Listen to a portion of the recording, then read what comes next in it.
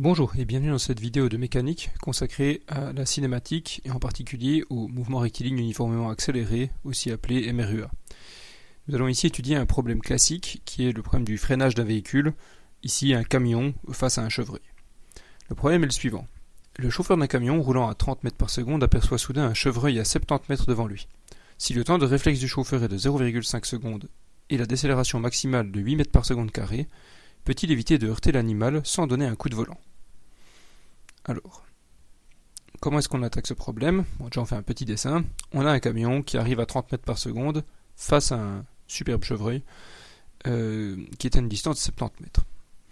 Alors il faut comprendre déjà que ce problème va être décomposé en deux parties. Il y a premièrement une partie de MRU, de mouvement rectiligne uniforme, c'est le mouvement qui a lieu sur le temps de réaction. Tant que le chauffeur n'a pas réagi, le mouvement est simplement un mouvement à vitesse constante puisqu'il n'a pas encore freiné. Ensuite, il y a une deuxième partie de MRUA où le mouvement est accéléré. De fait, l'accélération est négative puisque c'est un mouvement de freinage. Et on va se poser la question de savoir est-ce qu'il arrive à freiner à temps. Première partie, on va chercher à calculer ce que j'ai appelé TR ici, le temps de réflexe, 0,5 secondes.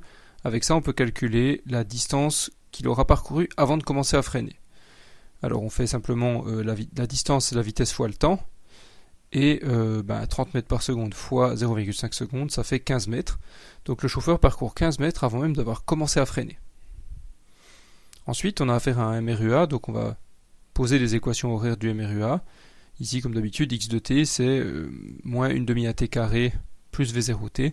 Le moins, ici, est là pour tenir compte du fait que c'est une décélération, et donc qu'on a un terme négatif pour le terme de freinage. Aussi, on va prendre l'équation de la vitesse qui est simplement moins at plus v0 qui nous permet de déterminer le temps de freinage. Alors à noter ici qu'il y a deux façons de traiter le problème. On pourrait soit décider de calculer à quelle vitesse la voiture se trouve, le camion se trouve au moment où il atteint le chevreuil en fixant x égale 70, 55, la distance restante, x égale 55, puis on calcule le temps qu'il faut pour arriver là. Puis avec ce temps, on peut calculer la vitesse à laquelle on arrive. Le problème, c'est que ça nous demande de résoudre une équation du deuxième degré avec Viette, et puis c'est probablement pas la façon la plus simple. La meilleure façon de faire ici est plutôt de se poser la question de, indépendamment du chevreuil, quand est-ce que je vais atteindre une vitesse nulle? C'est-à-dire quand est-ce que j'aurai réussi à mettre le camion à l'arrêt puis à avoir complètement freiné. Et puis après, je regarde à quelle distance je me trouve, et puis est-ce que j'ai freiné avant ou après le chevreuil. Alors ici, je calcule TF, c'est le temps de freinage, qui se calcule simplement en mettant v égale 0, v de t égale 0, puisqu'on cherche le moment où la vitesse du véhicule est nulle.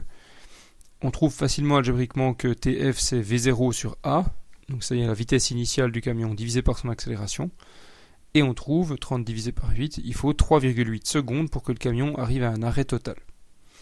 Et maintenant on peut utiliser ce temps pour calculer la distance parcourue sur ces 3,8 secondes grâce à l'équation de x de t. Donc on calcule x de tf, on remplace simplement t par tf, on connaît tout, maintenant on connaît a, on connaît tf, on connaît v0, et on calcule tout ça et on trouve une distance d'environ 56 mètres.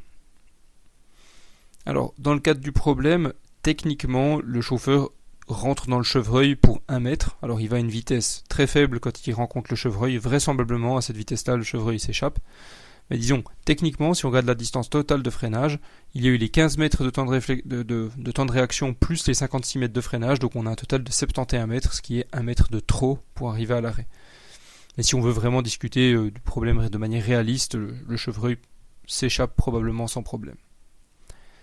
Voilà, j'espère que cet exemple vous aura aidé à comprendre comment on utilise des MRUA pour résoudre des problèmes de freinage, et je vous dis à bientôt pour une nouvelle vidéo.